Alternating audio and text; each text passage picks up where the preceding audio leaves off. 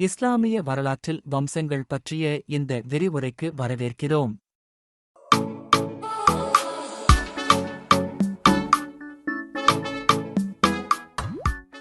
இன்றைய தலைப்பு உங்கள் முஸ்லிம் நண்பரிடம் கேளுங்கள் என்ற எனது புத்தகத்தை அடிப்படையாகக் கொண்டது. இது முக்கிய தலைப்பு 1.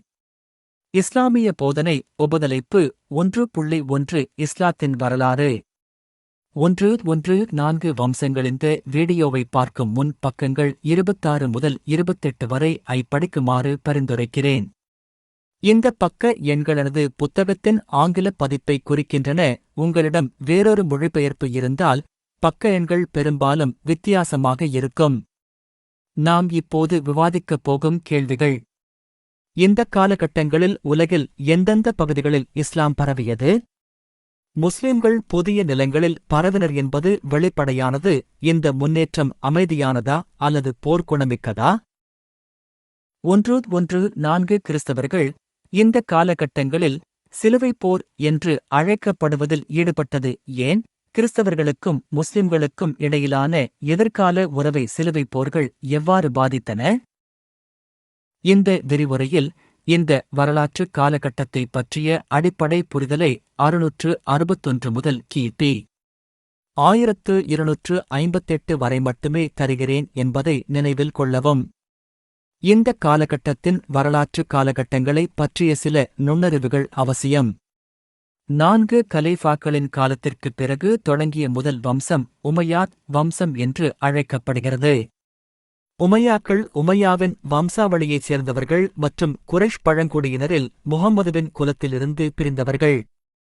இந்த வம்சத்தின் சில முக்கிய அம்சங்கள் பின்வருமாறு: இது கிபி 661 முதல் 750 வரை சுமார் 89 ஆண்டுகள் நீடித்தது. ஒரே ஆட்சியாளரின் பெயர் முஆவியா. அவர் வம்சத்தை நிறுவினார். அவர் ஆட்சி செய்த மையம் டமாஸ்கஸ் ஆகும். இராணுவ வெற்றிகளின் மூலம் இஸ்லாமிய வம்சம் மகத்தான பிராந்திய வளர்ச்சியைப் பெறுகிறது. கிபி 711 இஸ்லாமிய இராணுவம் வட ஆபிரிக்காவிலிருந்து ஸ்பெயினுக்குச் சென்று ஐபீரிய தீபகற்பம் முழுவதையும் கைப்பற்றியது. இஸ்லாமிய இராணுவம் பிரான்சில் போய்டியர்ஸ் இல் மட்டுமே நிறுத்தப்பட்டது. கிபி 732 இல் சார்லஸ் மார்டல் பிரெஞ்சு இராணுவத்திற்கு தலைமை தாங்கினார். இந்த காலகட்டத்தில் இஸ்லாமிய இராணுவம் எவ்வாறான பெரிய நிலங்களையும் நகரங்களையும் கைப்பற்றியதென்பதை நீங்கள் தெளிவாகக் காணலாம். இந்த விளக்கப்படத்தை எனது புத்தகத்தில் பக்கம் 27 இல் காணலாம். 661 முதல் 750 வரை பின்வரும் கேள்விகள் உங்கள் குழுவில் விவாதிக்கப்படலாம். 1. முஸ்லிம்கள் அரேபியாவிற்கு வெளியே புதிய நிலங்களைக் கைப்பற்ற இராணுவ நடவடிக்கையில் ஈடுபடுவதற்கு ஏன் முயற்சி செய்தார்கள்? 1. இக்காலத்தில் இஸ்லாமிய இராணுவம் ஏன் பெரிய பகுதிகளை கைப்பற்றுவதில் வெற்றி பெற்றது? உமைடுகள் ஏன் டமாஸ்கஸை தங்கள் மையமாக தேர்ந்தெடுத்தனர்? அந்த நேரத்தில் பைசண்டைன் பேரரசில் என்ன நடந்தது? அப்பாசிட் வம்சம் இரண்டாவது குறிப்பிடத்தக்க காலகட்டமாகும். இது சுமார் 750 முதல் கிபி 1258 வரை 508 ஆண்டுகள் நீடித்தது. 1. இது உமையாத் வம்சத்தை மாற்றியது மற்றும் பாக்தாத்தில் அதன் மையம் இருந்தது. அப்பாசிட் வம்சத்தின் சில அம்சங்கள். 2. அப்பாஸ் இப்னு அப்துல் முத்தலிப்பின் வம்சாவளியின் அடிப்படையில் அப்பாசிட் கலீஃபாக்கள் கலிஃபாவின் மீதான தங்கள் கோரிக்கையை அடிப்படையாகக் கொண்டனர். அவர் இஸ்லாமிய தீர்க்கதரிசி முகமதுவின் இளைய மாமாக்களில் ஒருவர்.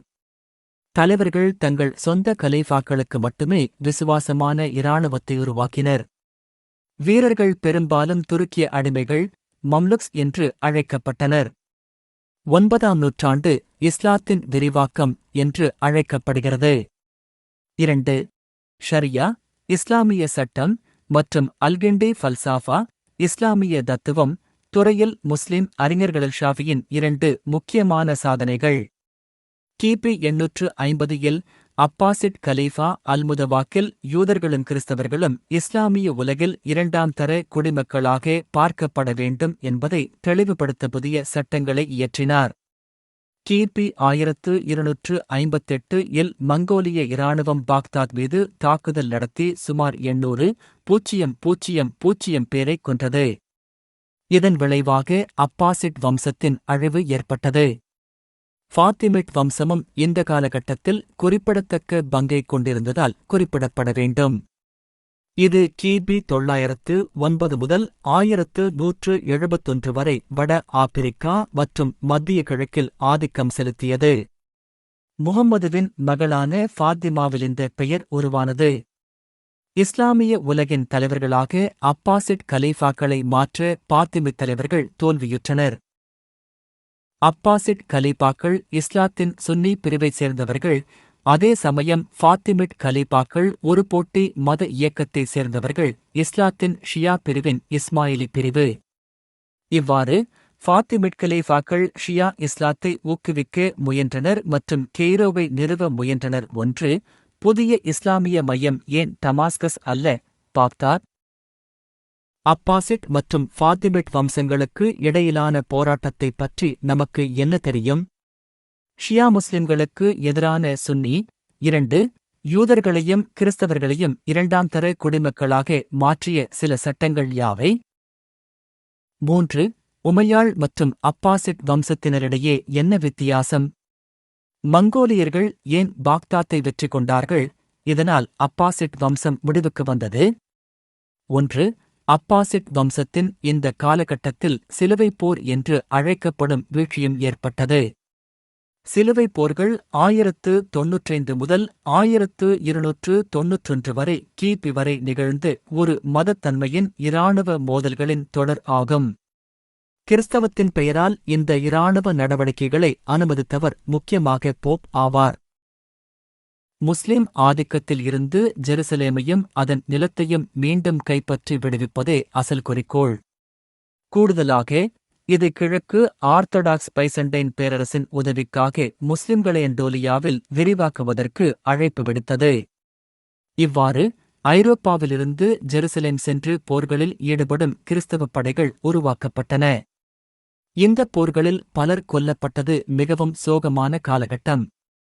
சிலுவைப் போர்கள் பற்றிய கருத்துக்கள் மற்றும் கதைகள். முஸ்லிம் மக்களுடனான கலந்துரையாடல்களில் சிலுவைப் போர் என்ற தலைப்பு அடிக்கடி வருகிறது. கிறிஸ்தவர்கள் முஸ்லிம் மக்களை வாளால் கொன்றதாக பல முஸ்லிம்கள் குற்றம் சாட்டுகின்றனர்.